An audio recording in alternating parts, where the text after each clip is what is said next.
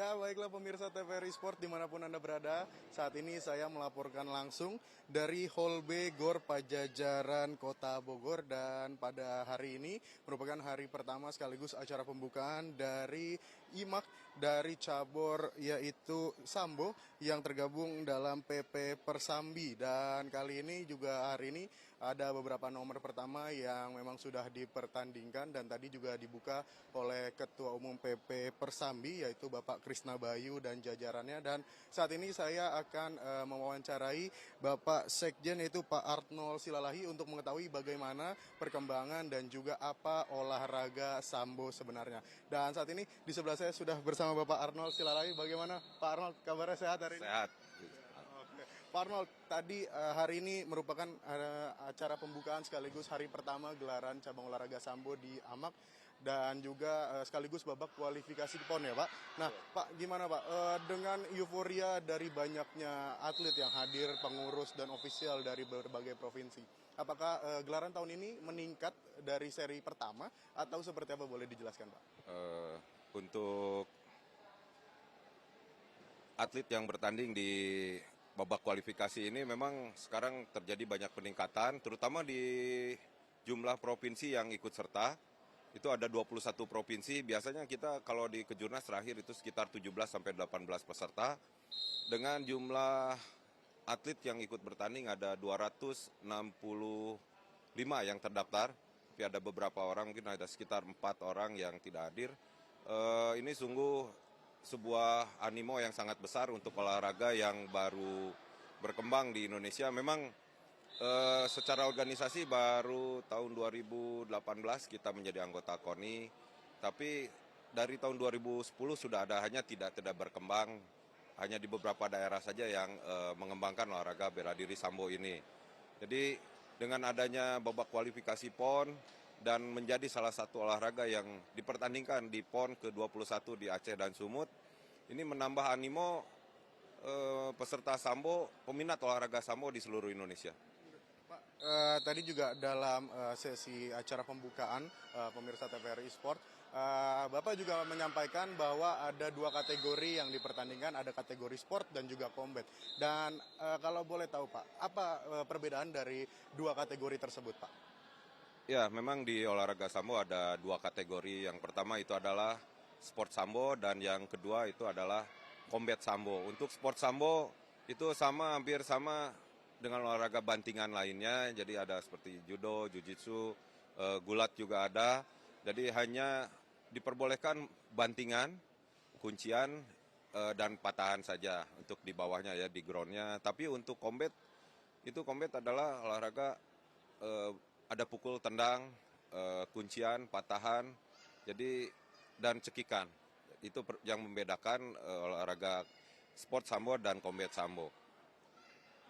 Pemirsa, seperti yang di belakang kami saat ini adalah nomor sport combat ya, combat Sambo ya Pak. Nah, pemirsa TVRI Sport, dapat saya tambahkan bahwa cabang olahraga Sambo sendiri sudah menciptakan prestasi bagi Merah Putih di kancah dunia bahkan. Dan selain di kancah dunia, di kancah nasional pun saat ini cabang olahraga Sambo sedang giat-giatnya untuk mengembangkan atlet-atlet mudanya. Nah, Pak selaku Sekjen bagaimana Pak? Adakah kesulitan untuk mencari bibit-bibit atlet Sambo di Indonesia Pak? Memang sekarang Sambo di Indonesia telah menciptakan beberapa atlet yang menjadi juara di level Asia dan dunia. Di junior juga kita sudah meraih juara dunia kedua serta di juara ketiga di nomor seniornya. Menjadi kesulitan pada saat ini adalah masih terbatasnya tempat latihan serta pakaian untuk berlatih dan bertanding. Itu yang menjadi salah satu kesulitan karena belum banyak perusahaan-perusahaan atau pabrik-pabrik yang memproduksi peralatan Sambo ini. Di Indonesia sendiri ya Pak. Oke Pak, untuk pembibitan atlet yang sudah disiapkan oleh PP Persambi sendiri Pak, bagaimana dari Ketua Umum dan jajarannya untuk terus menciptakan bibit-bibit atlet berbakat yang nantinya akan membanggakan nama Indonesia di kancah internasional juga Pak? Untuk pembibitan kita sudah memulai kejuaraan-kejuaraan tingkat kadet, junior, Jadi kelompok umur sudah mulai kita pertandingkan, terutama di provinsi-provinsi di Indonesia juga sudah mulai tertarik untuk mempertandingkan kelompok usia di bawah 12 tahun, 16 tahun, serta sampai 18 tahun. Ini malah merupakan salah satu upaya dari PP Persambi untuk mengembangkan olahraga bela diri sambo di Indonesia. Termasuk kita selalu aktif mengikuti kejuaraan-kejuaraan di level Asia dan dunia. November ini kita juga akan berangkat ke Armenia untuk mengikuti kejuaraan dunia senior.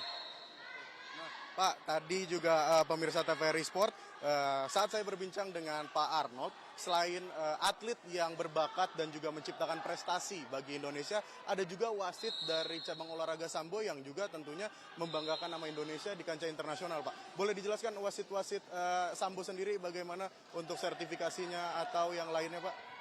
Ya, memang selain atletnya juga berprestasi, terutama di perwasitan Indonesia ini sudah masuk di level dunia, bahkan di ranking 1 sampai 5 dunia terbaik ya di dunia, itu atas nama Ibu Stella Rosario. Dia sudah menjadi wasit internasional A ya untuk di dunia. Lalu ada Bapak Martin sudah internasional B juga. Jadi memang sekarang wasit sambo di internasional adalah yang terbaik, masih salah satunya dari Indonesia. Ranking satunya adalah dari Indonesia untuk wasit sambo ya. Jadi tidak hanya atlet tadi yang saya sampaikan kepada pemirsa TVRI Sport, juga wasit dan atletnya juga berprestasi di kancah dunia. Pak, kalau untuk membahas tentang PON 2024 nanti, sambo sebelumnya di 2020 merupakan cabang olahraga eksebisi, dan nanti di 2024 akan menjadi cabang olahraga resmi yang dipertandingkan di PON. Bagaimana Pak persiapan dari PP Persambi sendiri untuk menghadapi PON 2024 nanti, Pak? Untuk menghadapi PON ke-21 ya tahun 2024 di Aceh dan Sumut, persiapan yang kita lakukan adalah tetap berkoordinasi dengan PB PON itu dari KONI Pusat, juga Pengprov Persambi Sumatera Utara. Terus kita intensif mempersiapkan persiapan terutama di venue ya. Venue kita memang masih agak terkendala dengan persiapan venue. Pada saat ini telah disiapkan oleh pemerintah Sumatera Utara di Kabupaten Langkat. Cuma memang harus beberapa rehab dari gedung itu tersendiri. Tapi saya harapkan mungkin sudah bisa ada keputusan kuat mengenai venue. Karena kalau kita tidak ada venue yang memadai, kita akan sangat kesulitan menyelenggarakan PON ke-21 nanti.